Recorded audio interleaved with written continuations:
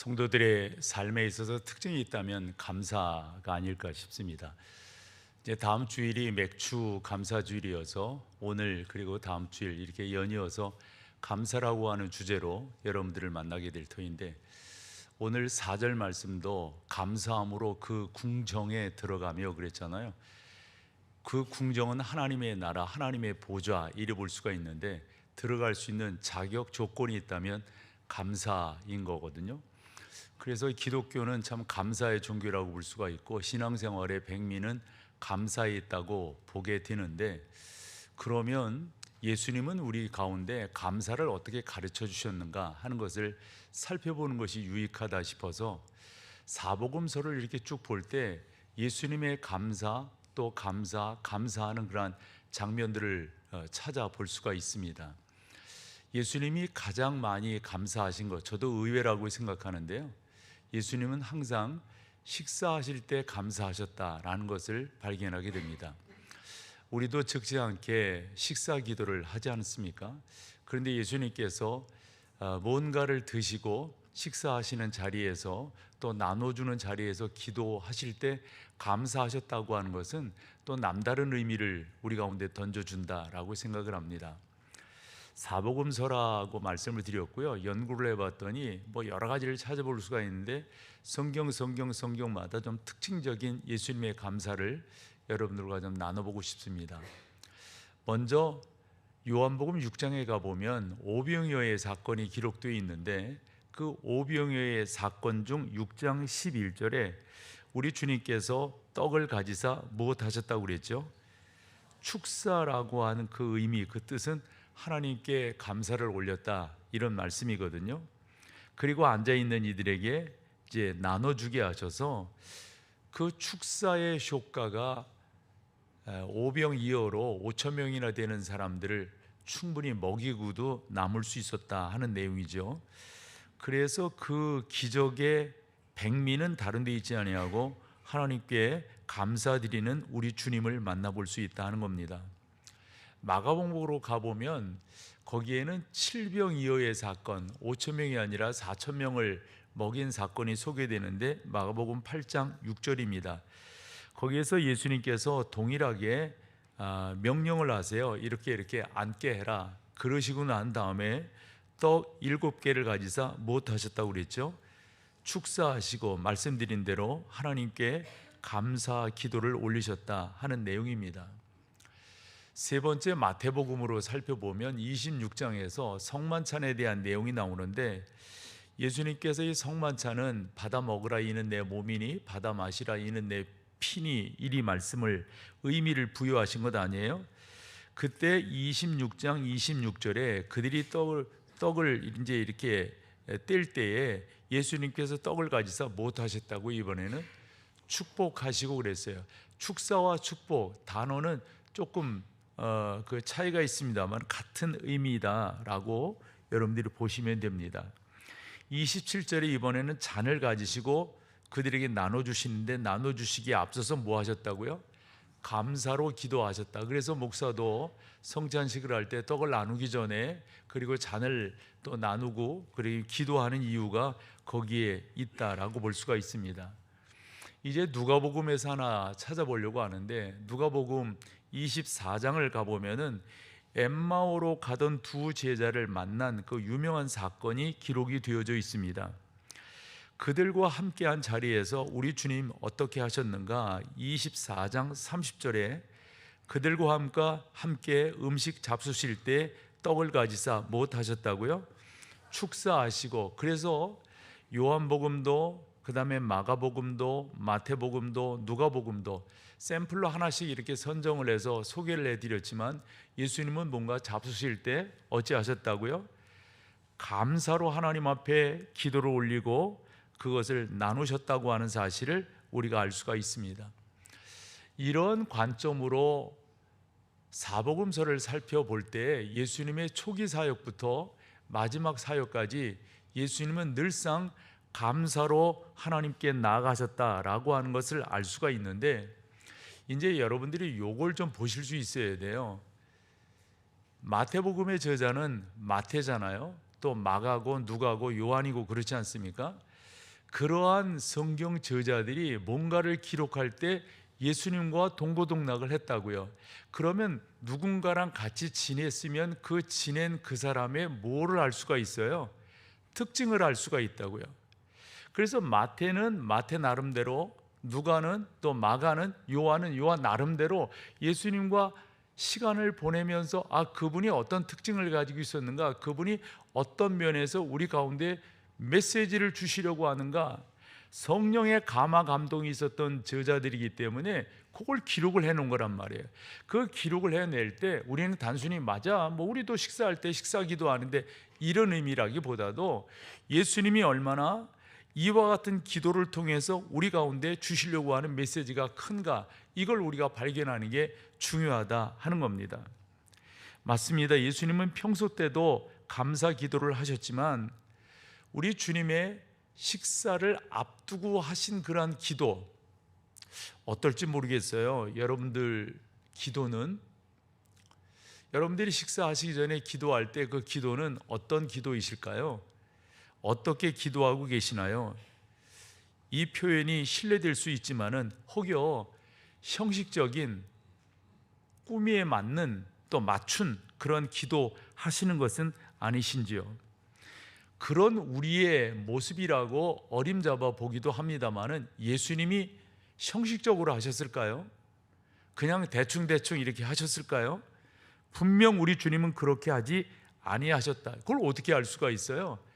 제자들 또는 성경의 기록자들이 기록하는 그 기록의 특징들을 보면 예수님의 기도는 그냥 일반적인 그런 기도가 아니라 그 기도 가운데 나름대로 제자들에게 나름대로 함께한 사람들이 주려고 하는 메시지가 상당 부분 있었다라고 하는 것을 성경 저자들이 알아서 그걸 기록으로 남겼다라는 겁니다.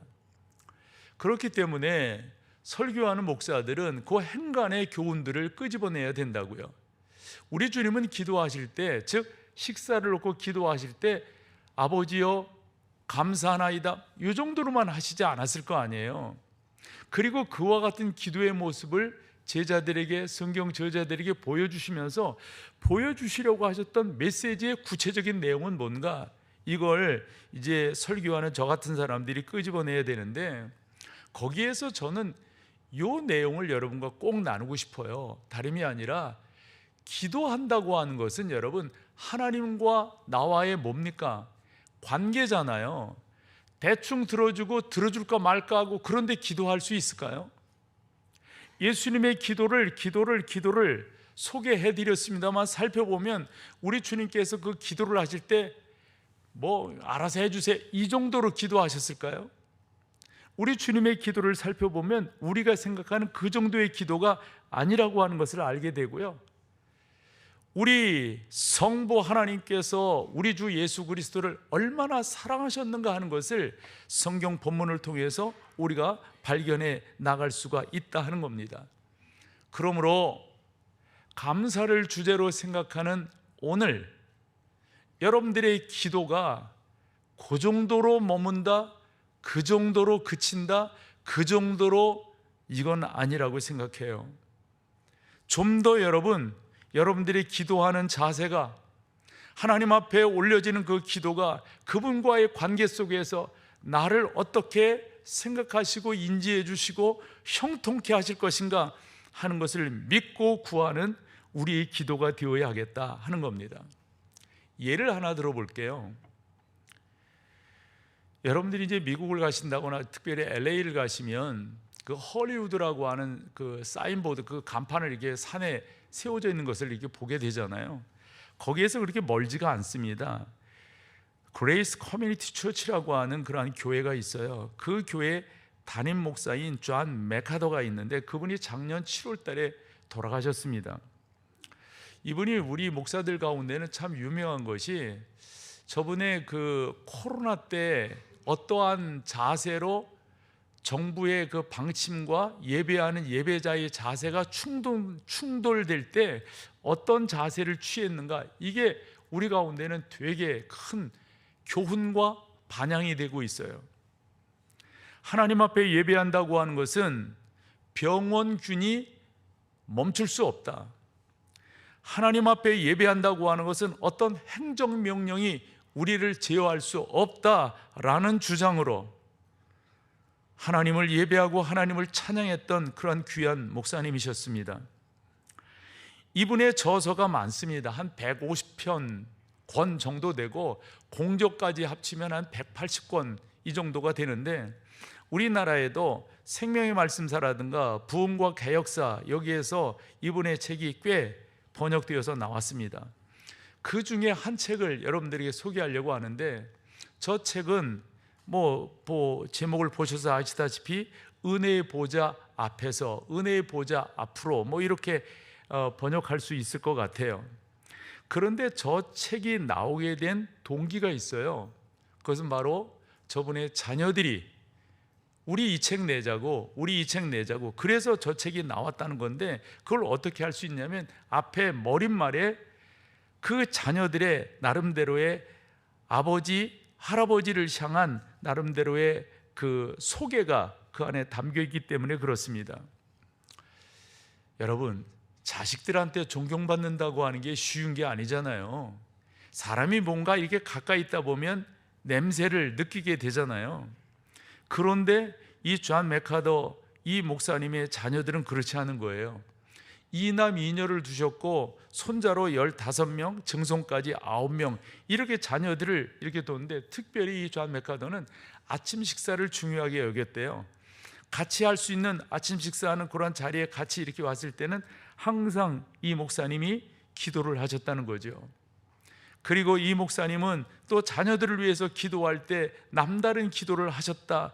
왜냐하면 이분의 자녀들이 그 책 머릿말에 나름대로 아버지에 대한, 할아버지에 대한 소감을, 수레를 이렇게 나갈 때, 우리는 아버지의 식사 기도를 통해서 신앙을 배웠고 신학을 배웠고, 우리는 아버지의 식사 기도를 통해서 신앙생활, 헌신의 삶을 어떻게 살아야 되는가를 배웠다는 거예요. 여러분은 여러분의 집에서 식탁 공동체로 모였을 때 어떻게 기도하시나요? 저는 이 말씀을 이렇게 보면서, 이 내용을 이렇게 보면서 남다르게 다시 한번 결심한 것이 있긴 합니다만은, 어떠세요 여러분? 그 교회 교인들이 이 책이 나오니까 너무 좋아했다는 거예요. 그러면서 그 교인들도 하는 말이, 우리는 목사님의 설교도 설교지만 목사님의 기도를 통해서 어떻게 살아야 되는지, 하나님과 어떠한 관계를 가져야 되는지, 우리는 하나님 앞에서 어떠한 봉사로, 헌신으로 살아야 될 것인가를 다짐했다, 이렇게 나와져 있습니다. 저는 이와 같은 내용들을 보면서 기도라고 하는 게 그렇게 길지 않았을 거예요. 짧다면 짧았을 거라고요. 그런데 그 가운데서 이 목사님은 나름대로 자기가 믿는 하나님에 대해서, 자기가 믿는 예수님에 대해서, 자기가 믿는 성령 하나님이 어떠한 분인가에 대해서 하나님 앞에 기도함으로 나아갔다 하는 겁니다. 그 짧은 기도 가운데 죄 사함을 언급했고, 그 짧은 기도 가운데 믿음은 어떻게 얻어지는가를 설명했다는 거죠. 존 맥카더의 이 짤막한 식탁 기도를 통해서, 이분의 성도들을 향한 또 목회 기도를 통해서 그 교회가, 그리고 그 가정의 자녀들이 어떻게 자랐는가를 이 책을 통해서 볼 수가 있다 하는 겁니다. 중요한 것은 관계예요, 관계. 이 존 맥카더가 하나님과 어떠한 관계를 맺고 있는지, 요한복음도, 마태복음도, 마가복음도, 그리고 누가복음도 우리가 찾아볼 수 있듯이 예수님께서 떡을 드시고 빵을 드시고 하나님 앞에 축사 기도를 올릴 때, 성경은 짤막하게 기록하고 있지만 그 내용 가운데서 저자들이 그런 내용들을 기록으로 남겼다는 것은, 존 맥카더의 기도를 들으며 자녀들이 신앙이, 또한 그들의 신학이 성장하고 성숙해 가듯이 아마도 우리 가운데 그런 메시지를 주고 있다라고 생각을 합니다. 사랑하는 여러분, 감사는 아무나 하는 게 아니에요. 하나님과 어떠한 관계를 맺고 있는가, 하나님과의 관계 속에서, 그렇지요, 그러니까 그렇게 진지하게 감사함으로 나아갈 수가 있는 거죠. 복음서를 살펴보면 또 우리 주님의 감사의 또 하나의 교훈을 받을 수 있는 게, 아니 그런 거 있잖아요. 그분의 사역의 현장인데 우리 그런 거 있잖아요. 모든 일이 다 잘 돼, 좋은 일이 있어, 이럴 때 감사하는 건 그거 어려운 게 아니잖아요. 그런데 여러분, 마태복음 11장에 가서 우리 주님의 감사를 볼 수가 있는데, 그 11장 몇 절을 볼까? 25절을 먼저 한번 보여줘 보실래요? 11장 25절을 보면 그때 예수께서 대답하여 이르시되, 감사의 기도가 쭉 그 뒤에 나오는데 요거 그때라고 하는 게 중요합니다. 저 그때가 어떤 때인가? 그래서 그 앞을 봐야 되잖아요. 그 앞을 보면 두 가지로 쪼개어서 볼 수가 있습니다. 하나는 1절에서 19절까지, 그리고 20절에서 뭐 한 24절까지 이렇게 쪼개어서 볼 수가 있는데, 1절에서 19절까지는 세례 요한에 대한 내용입니다. 여러분들이 아시는 대로 세례 요한과 예수님은 어떠한 관계이셨습니까? 세례 요한이 한 6개월 먼저 태어났어요. 그리고 세례 요한은 성령의 충만함을 받아서 사해바다 근처, 거기에 나름대로 요단강이 흐르는 그 가운데서 사람들에게 회개의 세례를 베푼 사람입니다. 많은 사람들이 요한의 설교에 감동이 되어서 그곳에 가서 세례를 받으려고 나아갔어요. 그때 예수님도 그 가운데 나아가는 거예요. 그런데 사람들이 세례 요한이 그렇게 세례를 행할 때 묻는 거예요. 당신이 우리가 기다리는 메시아입니까? 그때 세례 요한의 답이 뭐였습니까? 아니라고. 아마 여타 사람들 같으면 그거 그냥 자기가 취했을 것 같아요. 맞다고, 나라고.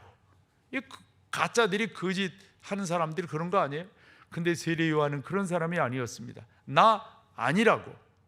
나는 그분에 비해 보면 나는 그분의 신발끈도 매기에 나는 부족한. 그 말은 뭐냐면 신발끈은 주인의 신발끈을 종이 매는 거거든요. 나는 그 정도도 못 되는 사람이라고.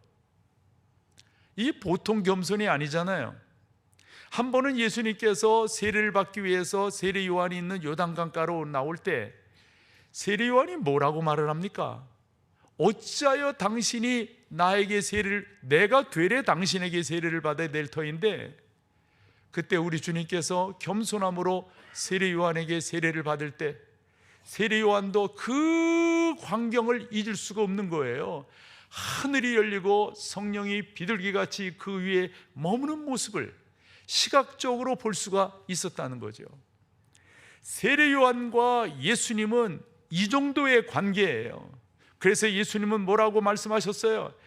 이 세상에 어머니가 낳은 자녀 중 저만한 사람이 없다, 이거 아니에요. 저만한 사람이 없다. 세례 요한이 그 정도로 큰 인물이다. 그러면서 세례 요한이 사역을 감당할 때 헤롯의 잘못을 건드리기 시작해요. 그렇게 하면 안 된다고, 그렇게 자기 동생의 아내를 뺏으면 안 된다고. 그 여러분들이 어느 정도 아시는 내용이에요. 그래가지고 이 헤롯이 세례 요한을 감옥에다가 가둡니다. 감옥에 갇혔을 때 세례 요한은 자기의 억울함도 억울함이지만 누가 제일 궁금했냐면 예수님이 궁금한 거예요. 그래서 자기의 제자들이 면회 오고 자기의 제자들이 방문하고 그러면 늘 묻는 거예요. 그 선생 예수는 지금 어떻게 하고 계시냐? 그분은 어떻게 지금 하고 계시냐? 그분은 어떻게, 그분이 전하는 말씀, 이걸 계속 묻는 거예요. 그러면 이 제자들이 와서 이야기해 주잖아요. 이야기해 줘요. 그때 세례 요한이 실망합니다. 자기가 생각하는 메시아는 이런데 예수님의 행동을 보면 이렇단 말이에요. 자기가 생각하는 메시아는 이런 메시지를 선포해야 되는데 제자들이 와서 전해주는 예수님의 메시지를 들어보면 이렇단 말이에요. 그래서 세례 요한이 걱정하다가 제자 한 사람을 불러요. 너 가서 예수님에게 내가 이렇게 전하라고 전해라. 그게 뭐냐면 우리가 다른 메시아를 기다려야 되는 것입니까? 뭡니까? 라고 물어요. 이 이야기를 제자들이 와서, 그 세례 요한의 제자들이 와서 예수님에게 전해줍니다. 여러분 생각해 보세요. 믿을 사람 없다는 말이 있긴 있지만은 세례 요한까지 이럴 줄이야? 아마 그렇게 생각하셨을 것 같아요. 그렇게 생각하셨을 것 같아요. 예수님이 지금 그런 상태예요. 그때. 그게 바로 아까 25절에 그때라고 하는 그 시제가 담고 있는 앞의 내용입니다. 또 하나입니다. 우리 주님께서 갈릴리 북부 지역에서 말씀을 증거하시고 기적을 행하시고 수많은 이적과 표적을 행하셨어요. 그런데 이 사람들이 변화가 없습니다. 이 사람들이 변화되지 않습니다. 그래서 11장 20절에 보면은 뭐라고 말씀을 하셨냐면, 같이 한번 읽어보세요. 예수께서 권능을 회개하지 아니함을 그때. 근데 여러분, 이 책망이라고 하는 단어가 뭐 이렇게 약간 꾸지람하고 그런 게 아니에요. 그런 게, 이 책망이라고 하는 단어가 이게 나름대로 상당히 무게감이 있습니다. 그것을 21절에서 우리가 알 수가 있어요. 21절에 뭐라고 책망을 표현합니까? 화 있을진. 저거 뭐예요? 화 있을진저가 기억되세요? 누구에게 주로 저런 말씀을 하셨어요? 사탄의 자식들아. 내가 말이 아니에요. 엄청난 저거 책망입니다. 사탄의 자식들아. 그러면서 뭐라고 말해? 고라시나 화 있을진저 벳세다야. 이런. 그런데 저 고라신과 저 벳세다가 어디냐면 갈릴리, 맞아요, 갈릴리고 북부 지역이에요. 거기에는 예수님의 고향과 그래 가까워요. 그래서 예수님이 그쪽에서 주로 사역을 하셨어요. 그런데 그들이 받아들이지 않아요. 그래서 뭐라고 되어 있습니까? 모든 권능을 두로와 시돈에서, 두로와 시돈이라고 하는 곳은 그 지중해 지역에 우리가 흔히 말하는 페니키아라는 표현을 쓰는데요. 그러니까 하나님 안 믿는 사람들이에요. 만약 그런 데서 이런 기적과 이적을 행했다면 그 사람들이 지금 벌써 회개했을 것이다. 같이 한번 읽어볼까요? 화 있을진저 고라시나 화 있을진저 벳세다야.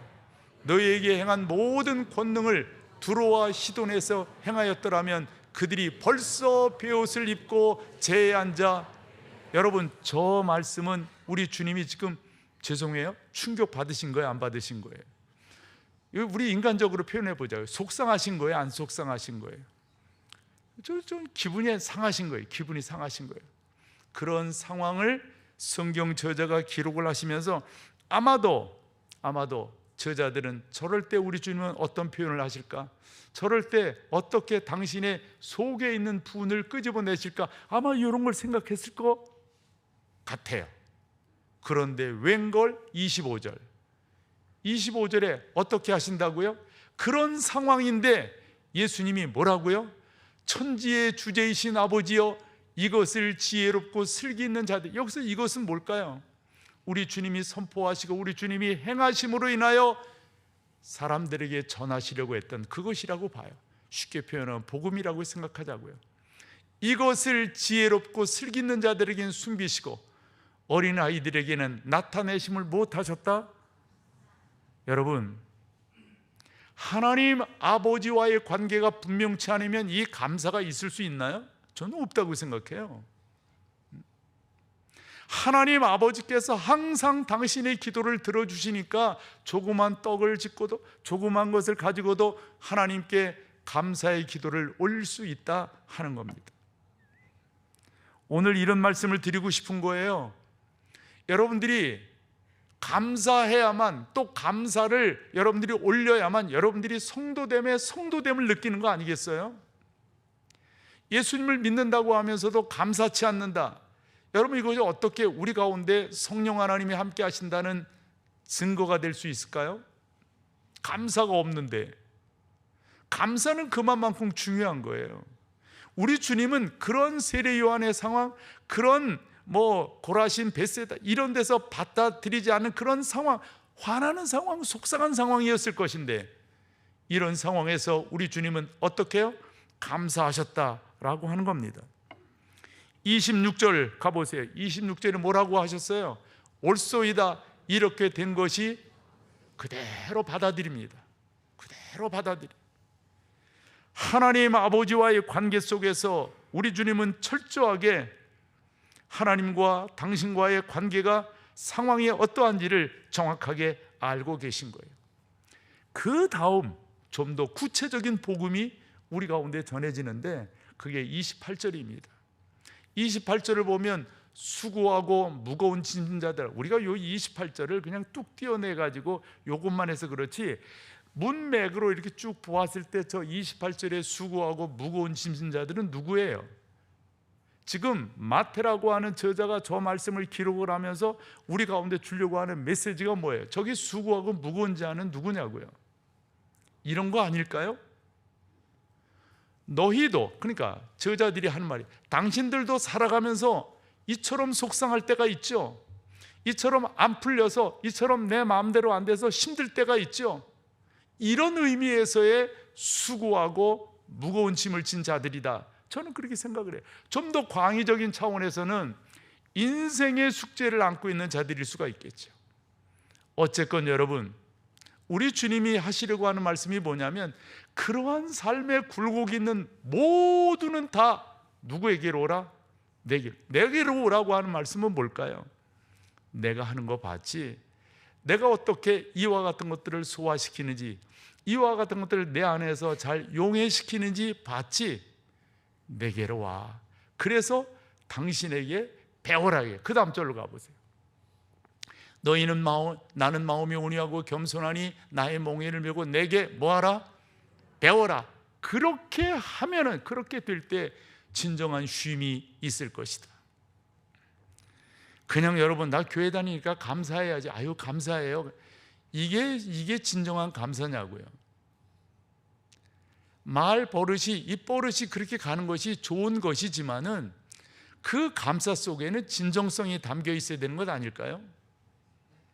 우리 주님께서 하시는 말씀은 그거예요.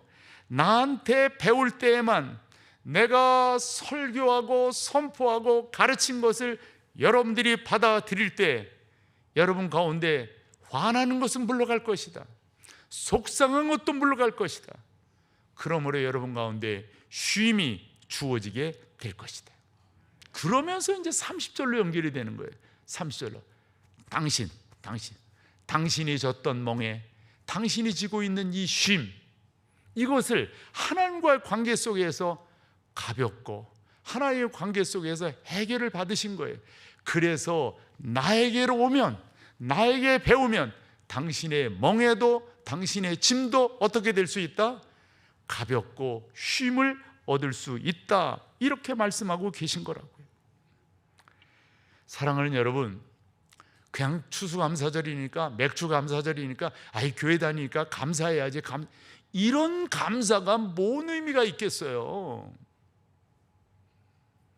저도 하나님과의 만남 속에서, 하나님과의 관계 속에서 나의 죄악이 해결되고 나의 문제가 해결되고 내 안에서의 근심과 걱정이 해결되는 주 예수 그리스도를 바라봄으로 배워서 그 가운데로 나아갔다면 그건 감사하지 말래도 감사가 나올 수밖에 없는 거라고요. 우리 믿음의 어른들이, 여러분들이시겠지요, 예전부터 이 찬양 많이 했어요. 337장입니다. 내 모든 시험 무거운 짐을 주 예수 앞에 아뢰이면 근심에 쌓인 날 돌아보사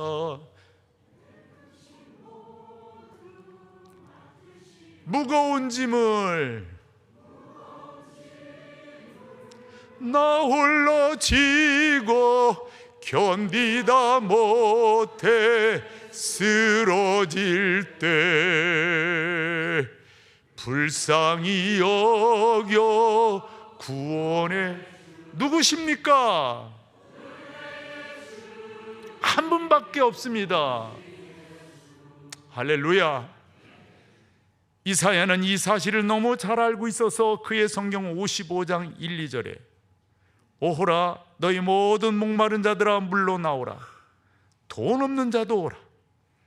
너희는 와서 사목대에 돈 없이 값없이 와서 포도주와 젖을 사라. 너희가 어찌하여 양식이 아닌 것을 위하여 은을 달아주며 배부르게 하지 못할 것을 위하여 수고하느냐? 내게 듣고 들을지어다. 그리하면 너희가 좋은 것을 먹을 것이며 너희 자신들이 기름진 것으로 즐거움을 얻으리라. 조건이 있어요. 조건이 뭡니까 여러분? 그분에게로 가는 것입니다. 그분에게로 가면 해결이 되고 그분과 올바른 관계를 맺으면 감사하게 되어져 있습니다. 우리 주님 말씀이 너무 멋집니다. 내 멍에는 쉽고 내 짐은 가벼움이라.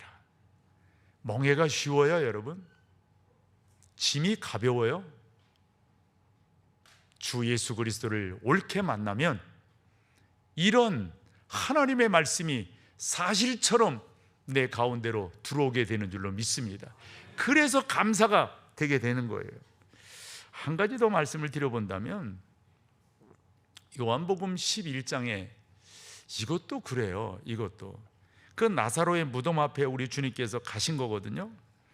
그래서 예수님께서 돌을 옮겨 놓으라고 그래요. 여기가 이제 그 누이들이 여기다 장례를 치루었다고, 그러니까 그 무덤을 막고 있는 그 돌을 옮겨 놓으라고. 예수님께서 그렇게 옮겨 놓고 난 다음에 눈을 들어 하늘을 우러러 보십니다. 그러시면 뭐라고 말씀하시는가? 41절 우리 같이 한번 읽어보세요. 돌을 옮겨 놓으니 예수께서 눈을 들어 우러러 보시고 이르시되, 그 다음이 중요합니다. 아버지여 내 말을 들으신 것을. 지금 나사로가 살아나왔습니까? 아닙니까? 그 전이잖아요. 그런데 우리 주님은 아버지 하나님과의 관계, 그 믿음이 분명했어요. 돈독했어요. 그래서 늘상 하시는 기도가 뭐예요? 미리 하시는 거예요. 미리 감사하는 거예요. 미리 감격하는 거예요. 사랑하는 여러분, 저는 여러분 가운데 이런 은혜가 있기를 바라요. 여러분, 믿음으로 나아가는 거예요. 믿음은 바라는 것들의 실상이 될 겁니다. 믿음은 보지 못하는 것들의 증거를 만들어낼 겁니다. 믿음으로 여러분들이 나아가시기를 축복합니다. 믿음이 이기는 겁니다. 믿음이 없이는 될 수가 없습니다. 평소에 감사하지 않는데 감사절이 됐다고 감사한다? 그거 감사할까요? 여러분, 사람은 앞에 두 가지 길이 있대요. 한 가지 길은 원망하다가 멸망과 패망의 길로 들어서는 길이 있고, 또 하나는 감사함으로 승리하고 기뻐하고 환희를 누리는 그러한 길이 있다 하는 겁니다. 여러분들은 원망과 불평의 길을 가시겠어요? 감사의 길을 가시겠어요? 괜히 물어봤어요. 어느 길 가시겠어요? 어느 길? 감사의 길을 가시는 여러분 되시기를 축복합니다. 감사 없이 예배, 감사 없이 찬양, 말도 안 돼요. 다 같이 일어나셔서 감사로 주 앞에 나아갈 수 있기를 바랍니다.